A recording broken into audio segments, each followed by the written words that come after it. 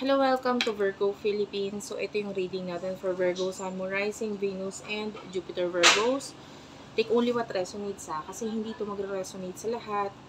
Normal yun guys, hindi ko talaga makukuha lahat ng energy ng Virgo sa mundo. So, kung gusto mo, pwede kang magpa-personal reading kay Tarot Reader. Search mo na lang siya sa Facebook. Ayan. Yung TikTok ko guys, Unicorn Princess Tarot. Search mo rin ako sa TikTok. Ayan.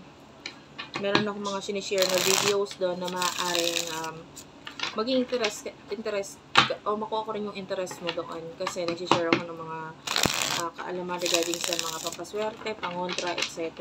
Mga maaaring makatulong sa'yo. So, yeah. And, yeah. Start na natin ng reading, guys. Pagpasensyahan mo lang, medyo pangit pa yung aking setup. So, medyo may mga times magulo yung aking kumbaga nagagalaw-galaw yung table. Normal yun kasi pag nagsha-shuffle, nagagalaw yung pinaka, lamesa. So, nagagalaw yung pinaka-stand. So, for the sign of Virgo, Sun, Moon, Rising, Venus, Jupiter, Virgos. This is love reading, by the way. Five of Pentacles.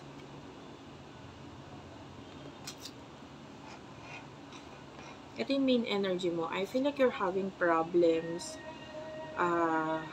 Pwedeng sa usaping financial. Kasi five of Pentacles is talking about problems and mga hindi magagandang news or mails, emails na may kinalaman sa pera. And it created a lot of changes, lalo na with the number 5 sa'yo. Nagbigay yan or nagdulot dyan ng malaking pagbabago para sa'yo. But I feel like yung iba sa inyo with the 4 of Wands, nagpapakita pa rin ito ng very stable na career.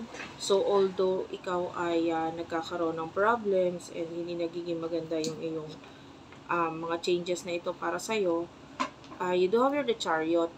You still keep on going.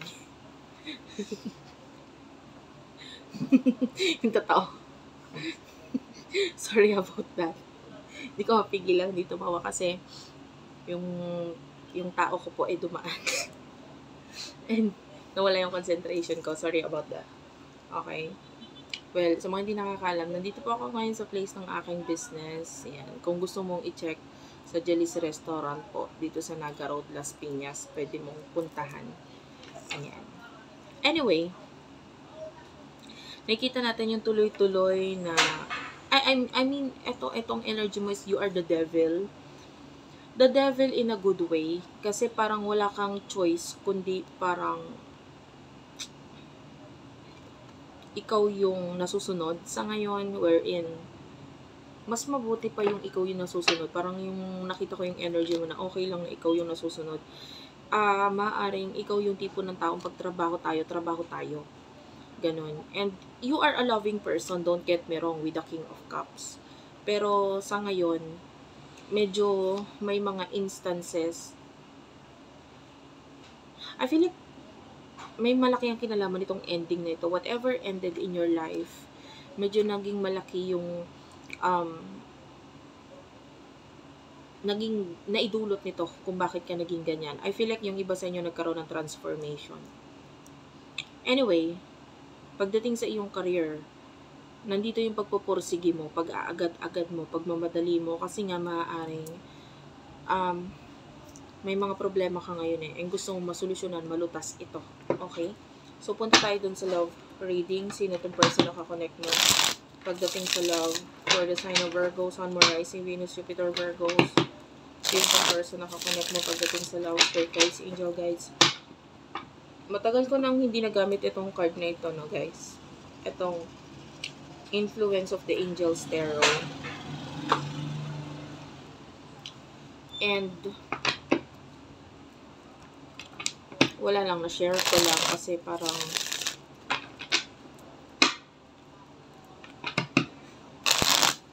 I feel like for some of you, mabait ka talagang tao.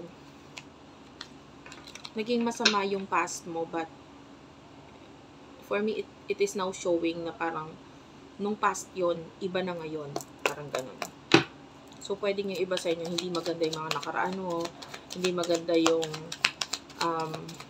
kung ano ka as a person, maybe isa kang bad influence na tao, you know what I mean? So, sino itong person na kakonect mo pagdating sa love, please?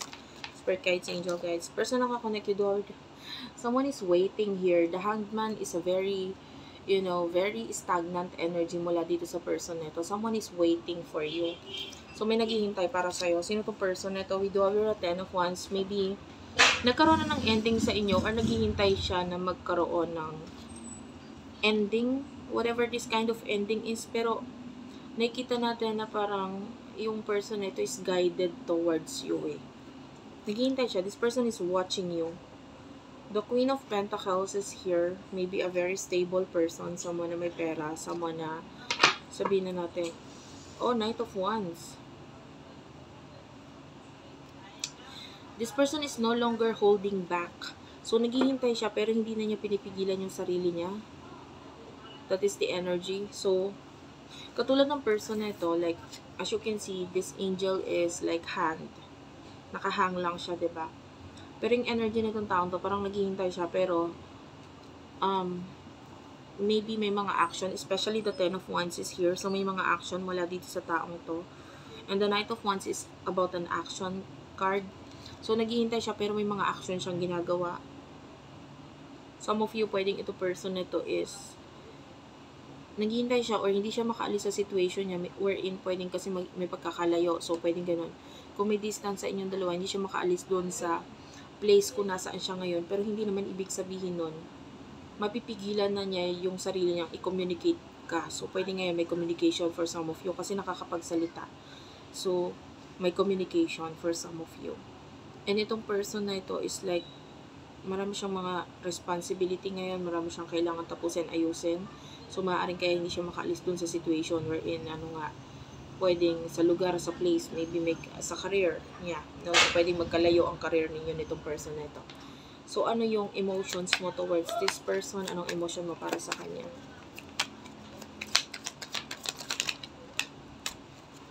The World. This is a major arcana. The Devil is also a major arcana. The Moon is also a major arcana. Puro major arcana, guys. And Queen of Cups. Alam mo sa sarili mo na mahal mo tong person na ito. You are being open. Pwedeng open ka emotionally sa kanya. Pwedeng sinasabi mo yung sarili mo sa kanya or emotions mo sa kanya. Or pwedeng, you know, I feel like hindi mo pinipigilan ng sarili mo sa kanya. Like, if you want to talk, you will, you know, start a conversation. Parang ganun. Kung gusto mo siya, or kung may gusto kang sabihin na Queen of Cups, you are this person being open. Kasi bakit mo papipigilan ng sarili mo? For what I can see here, you are the Devil. So,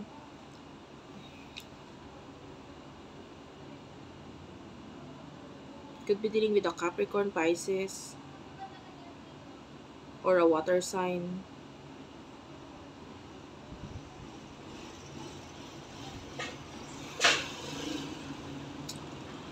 The Devil for me is like being a risk taker.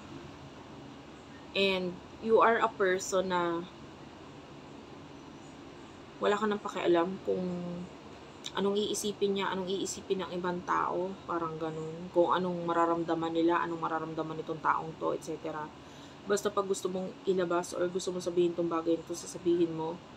You don't care anymore. That's your energy here with the Devil. Wala ka nang pakialam. Kasi the Moon, maybe you feel like this is your soulmate, your twin flame, your... So, ganun. So, maybe feeling mo, yung iba sa inyo pwedeng may mga times na may mga bagay kang sinisikreto sa inyong dalawa or sa kanya. Because you're being the Devil and the Moon.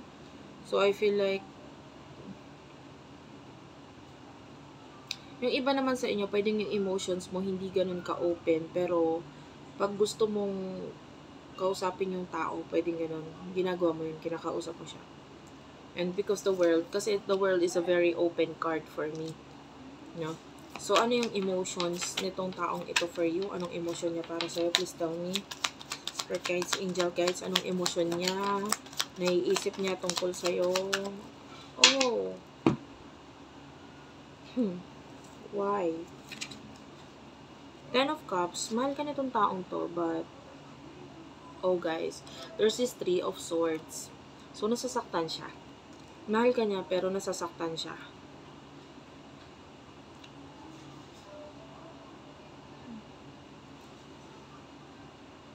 I don't know, itong person ito nasasaktan siya because alam niya sa sarili niya that you are the Empress. Ikaw yung gusto niya. Ikaw yung hinahangaan niya. And ikaw yung, sabihin na natin physically attracted talaga sa iyo tong taong to. Gustong gusto ka niya physically. Hindi ko alam kung ano sa iyo, but definitely your skin, your face, para sa kanya it looks so beautiful. Babae man or lalaki. Yan, and you look so feminine. So, para sa kanya, gusto ko yan. Kung ano nakikita ko sa'yo, gusto ko yan. Pero nasasaktan siya eh. I would like to know more about this pain. Bakit nasasaktan yung taong to? Bakit siya nasasaktan? Because there's this, there's this Page of Pentacles. May kinalaman sa child, guys. Nasasaktan siya dahil may kinalaman sa child. So, I don't know if may anak ba kayo ng person na ito, or may anak ka, or may anak siya. So, regarding that. Okay, regarding that child. So, nasasaktan siya para doon. But I can see there's this Ace of Pentacles. I want to clarify what's with the Ace of Pentacles.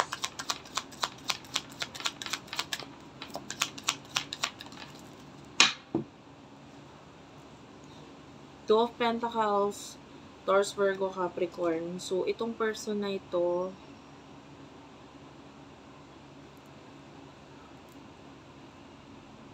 I feel like may pinapriority, yeah, I told you, pwedeng you could be dealing with a person na may anak. And then, I feel like ito yung pinapriority ng person na ito, yung anak. You know? So, this person loves you, but there's a child na involved sa inyo, and yun yung pinapriority ng taong ito. Pero mahal ka niya.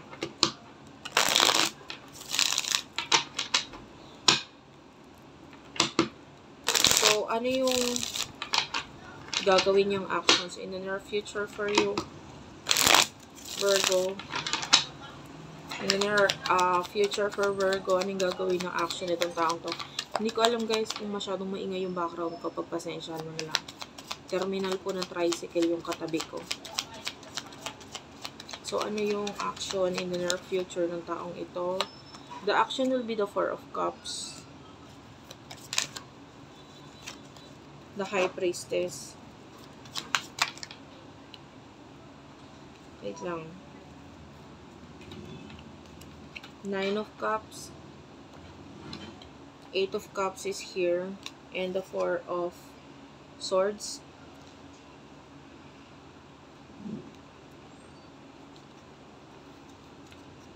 Kunin ko na rin yung sa side mo. Near future.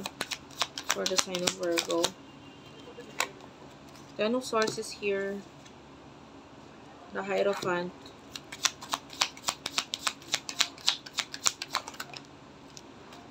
The Lovers. Nine of Swords. Clarify the Lovers. Six of Wands. Wait lang, maraming lumabas. Six of Wands, Eight of Swords, King of Pentacles, the Five of Wands, and the Nine of Pentacles.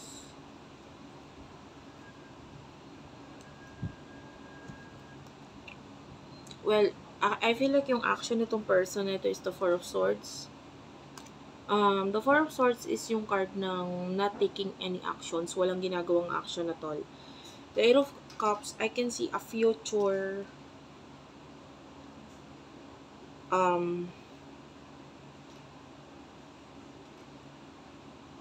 a, a future thinking para dito sa person na ito. Like, parang isa ito sa nagiging dahilan kung bakit hindi siya nagte-take ng action kasi masyado niyang iniisip ko ano mangyayari in the future. Okay? And then the Nine of Cups,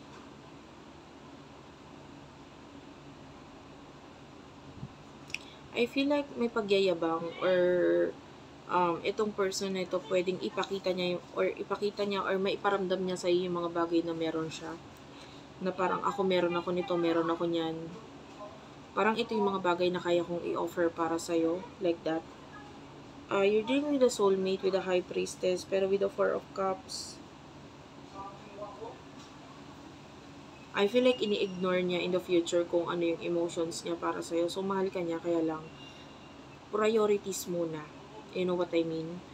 And, on the other hand, I can see you in the near future with the Hierophant, that's Taurus energy.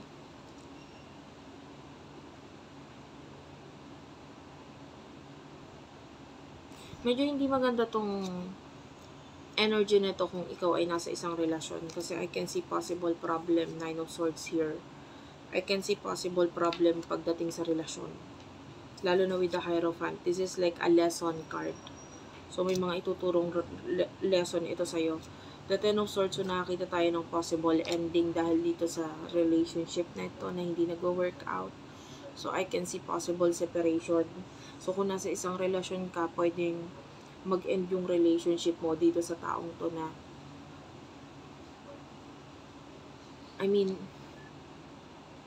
the Six of Wands is here. I can still see victory sa card mo in the near future. But nakakita tayo dito ng possible na pag-aaway because you see yourself as the King of Pentacles. And parang pwedeng ito yung magiging dahilan ng pag-aaway kasi nakikita mo yung sarili mo as the King of Pentacles. Meron ako nito, meron ako niyan. Ito yung mga bagay na kaya kong i-offer. Ito yung mga meron ako.